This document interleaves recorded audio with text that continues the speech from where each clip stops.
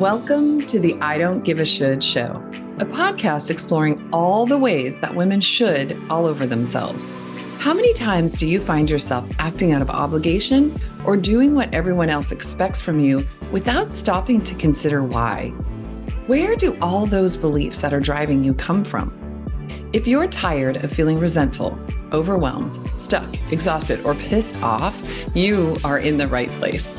Shoulding all over yourself is a real thing, but it doesn't have to be in the driver's seat.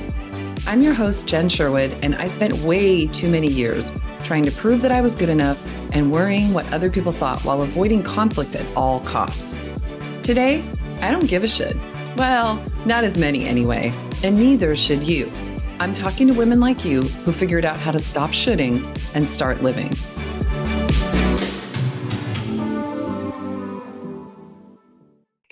Today, my guest is Lori McDaniel. I am so excited to bring Lori to you.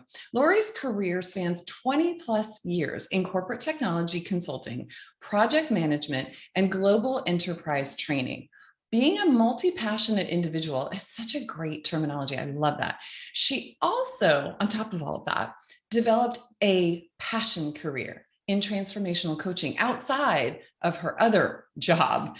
For the last decade, she's devoted over 10,000 hours of one-on-one coaching and team coaching to empower women, people of color, and organizations in leadership coaching, diversity, equity, and inclusion coaching, and mental fitness coaching. She is proud to have recently founded the Center for Transformational Equity and Leadership, where she and her coaching colleagues provide career accelerator for women, women of color, and first-generation women. The center is providing DEI coaching and learning solutions for organizations. My goodness, Lori, you are on a mission and it shows, my friend. I'm so happy to have you here today. Thank you so much. I really appreciate that. And, it's so great to hear an intro because you forget all the things that you've done over the years. Yes. You're not the first guest. You're welcome. You're not the first guest to say that. And it is really interesting, right? When you sit back and you listen to someone else describe what you've accomplished. I always, when I work with my clients, we talk about every time we meet, we talk about what were your celebrations? Because as women, we tend to just blow right by all the things we've done to get on to the next thing. So I'm thinking you just had, 20, 30 seconds to just take it in, all that you've done. So I'm glad that's how we're starting out today. Awesome. I love it. It's so true about how women are not conditioned to just pause and appreciate themselves. Yes. Yeah. We're going. So speaking of that, let's go back to the time for you.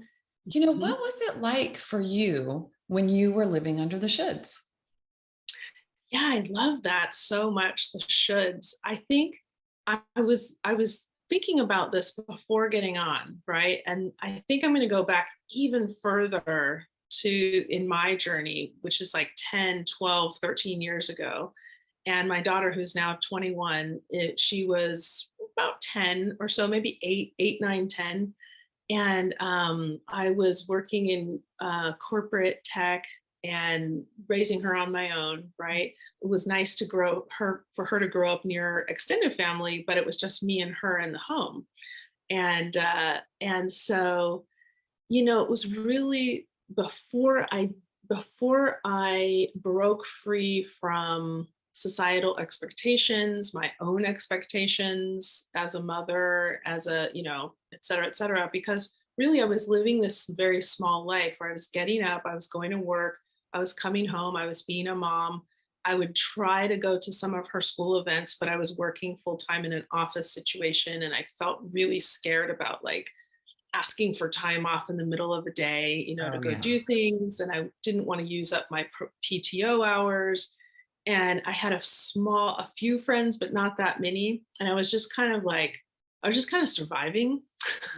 I was trying to be a quote unquote good mom, by being focused on her and work, and a little bit for myself, but,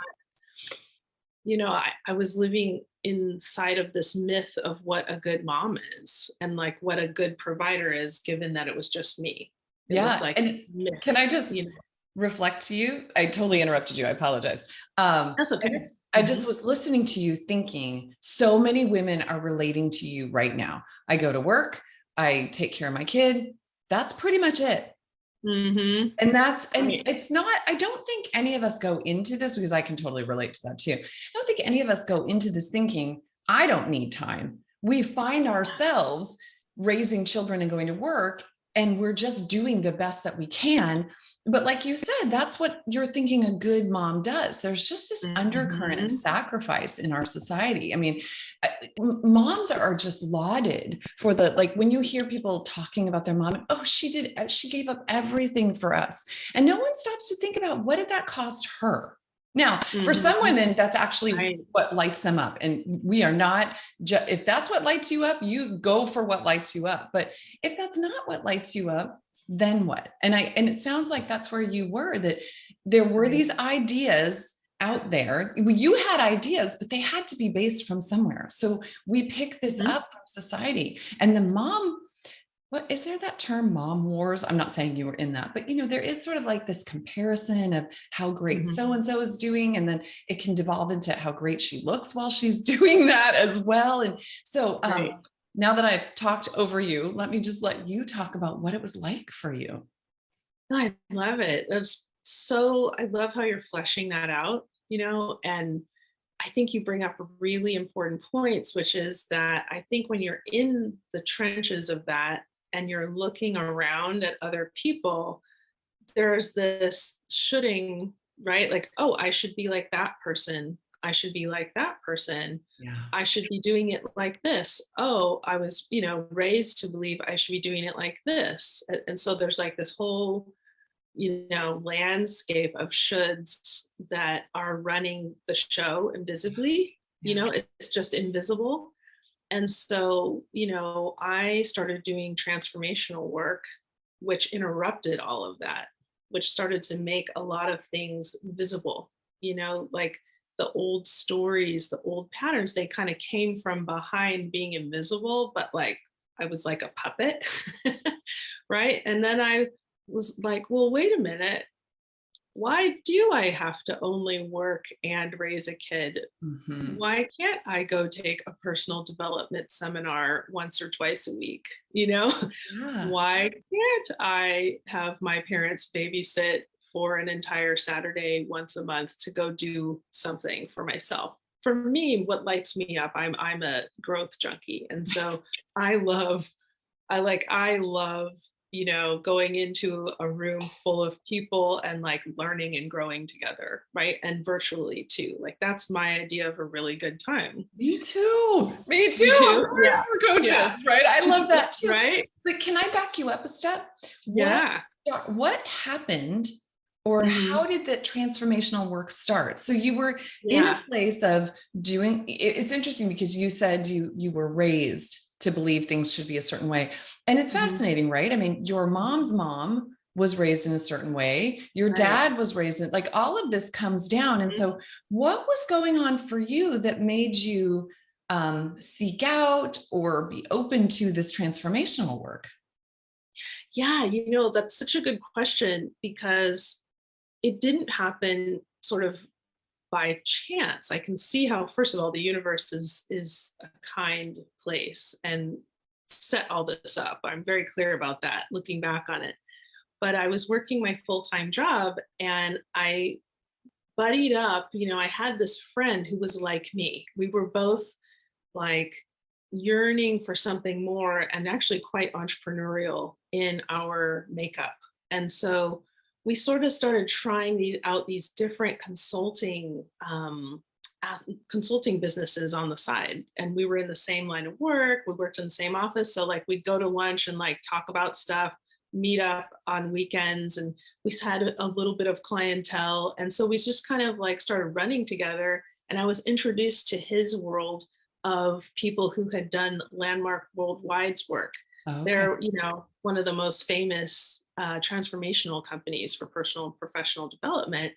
And for about a year, I was sort of running with these different people and going to their, not so much the seminars, but eventually I found myself saying, well, why haven't I done the seminars? I'd like to, okay, yeah, I'd love to deepen my personal and professional development. Let's see what this is about. And their methodology is so unique and so powerful that it really sort of opened my eyes and put me on a very different life trajectory. Lots of different companies and lots of different bodies of work use a transformational methodology of some kind. Yeah. And for me, it was like the thing that interrupted all of the shoulding patterns, all of the invisible limited beliefs. And then from there, it was like, I've been on that path of transformational work in different ways ever since then. And it was profound because it really opened up, yes, I could travel. I could take my daughter with me, or she could stay with my parents. Yes, I could widen my circle of friends. Yes, I could participate in, oh my God, a yoga retreat all weekend, even as a completely single mother. And that's actually going to make me a better mom as Right opposed to. there. That right there. I totally need to interrupt you. And like, I want to shoot an arrow right at the bullseye. So many women think that it is selfish to go. Well, I can't leave my kids with my parents for the whole weekend just because I want to go to a yoga retreat. But what they don't understand is what you just said. You're going to come back such a better version of yourself. And so much. I have women all the time coming to me and saying, God, I want to stop snapping at my kids and I want to stop being a little short with people. This is it. If we're not taking the time for ourselves, that is for a lot of people. I don't want to paint with the big brush, but for a lot of people, that's how not taking care of ourselves shows up. We're short, we're irritable, we're frustrated. And I know there's a lot of women out there who really try hard not to let that stuff out on the people they love, but they feel it. And so is it selfish to take a weekend to go to a yoga retreat? Okay, sure. By the definition of selfish, but what's wrong with selfish if you show up a better, more calm, patient version of yourself for those parents, for that child, for your coworkers, then hey, let's embrace selfish. If that's, if that's what we have to call it, let's reclaim the word selfish, because that yoga retreat probably did you more good than a lot of other things you sort of haphazardly did in your life. Right. Absolutely. You say it, you again have fleshed that out so beautifully. Thank you. It really is an investment in these people that you love, in your commitment to motherhood. If you're a provider, if you take care of yourself and invest in time and energy in yourself, you're going to make more money. Right. You just are, because your tank is full, so you're more resourced. And what I really like to say to women is that you need a reserve tank that's full too, all the time. Yes. Because like just like getting the kids up and getting them to school, probably your tank goes all the way down. But then you have your full day ahead of you, right? So then what do you don't have reserves? No, you need reserve. You need a reserve. So you need to be like filling up yourself selfishly, in quotes, as much as you can, having that kind of balance. It's a revolutionary balance for women. It's an evolution, and it's a revolution for women to actually come into what's a healthy balance for us, as opposed to what we've been taught. Yes. And so, it's time for that. And I'm really happy to see so many women waking up to that, because at the end of the day, if you look at the dynamics, if you just kind of look through the lens of psychology at what a codependent relationship is and what it is to enable people, like in an addictive relationship or codependent relationship, that's kind of how we've taught to be mothers. Yes. We enable everyone, right? Like we don't have them develop and cultivate the skills to be independent of us. Generally speaking, especially for women of color, I think women of color, first generation women, it's even more so like this. It's like a prized way of being. It's like you're the best mother if you're feeding everyone, you're making all the beds, you're, whatever it is, right? Like to the max. ironing shirts, and I'm not saying there's anything wrong with any of that. It's just that if that's costing you too much Yeah. of your own, peace of mind, your emotional well-being, your health and well-being, that's when it's like it's out of balance. Yeah. So, yeah. Yeah, it is.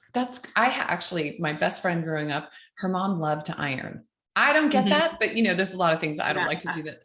And so what you're saying is so true. If that's something you enjoy, do it. If you're doing it because that's the expectation of what makes a good fill in the blank, mom, Mhm. wife, grandma, whatever, Mhm. then it's Right. time to question that. And I love how you said going to Landmark helped you to see the puppet strings, because we Mhm. don't, and this is what I say, that we're responding to it without recognizing that it's there. And oftentimes it takes people to get frustrated or irritated or something and actually start Mhm. examining that to figure it out. What I love Yes. about your story was you're going along, but there's something entrepreneurial that's pulling on you. There's something calling to you. And and maybe you did ignore it for a while, but a lot of people just poo-poo those, Yeah, for those many callings. years. Yeah. Mhm. Okay. But you kept talking with this friend, and then look at where that led you. And I really hope women listening are listening to that just sort of following. This is one thing I work on with clients all the time. Like if there's a little whisper or if there's just a thread of interest, just follow it. If it doesn't go anywhere, that's fine. Yeah. You gave that interest some attention but look where it took you. It took you to Landmark. And then Yeah. you started discovering all these shoulds and all the ways that the limiting beliefs are holding you back. And if somebody doesn't know what that is, that's just something you believe about yourself that stops you from doing other things. Like, I'm not educated enough. I'm not smart enough. I'm not, fill in the blank. There's a gajillion limiting Mhm. beliefs out there, but we often operate as if those are solid truth. But when you start seeing it and questioning it, you can go in a totally different direction. So, speaking Mhm. of different direction, tell us where that exploration has taken you and what work and life is like for you now. Yes. Well, it's really just beautiful to look back at the last 10 plus 10, actually 10, 11, 12, 13 years. I started coaching about 10 years ago, so I kind of count that. But truthfully, I really have traveled the world, some of it with my daughter, and some Mhm. of it on my own or with friends. And that was while I was raising her, and she didn't suffer. She grew out of my growth, Right. right? And she grew Right. out of our international and national travels together. And that's something that I treasure and was made available to me out of that new trajectory, right? A new set of beliefs. And the transformational coaching work that I've done over the years and continue to do is just it's just mind-boggling to reflect on the contribution that I've been able to make, one-on-one with teams and coaches. And I mean, it's just beautiful. And I'm so excited now because my colleagues and I'm in sort of the leadership position, but I'm very collaborative. I love to co-create magic with other magical people who are standing for people's greatness. And so I've just founded the center, and we're going to be working with women in a career accelerator. So, women of color, first generation women, will be looking at how do you release the shoulds, right? The inner barriers caused by culture and gender that are getting in the way of your career in some way.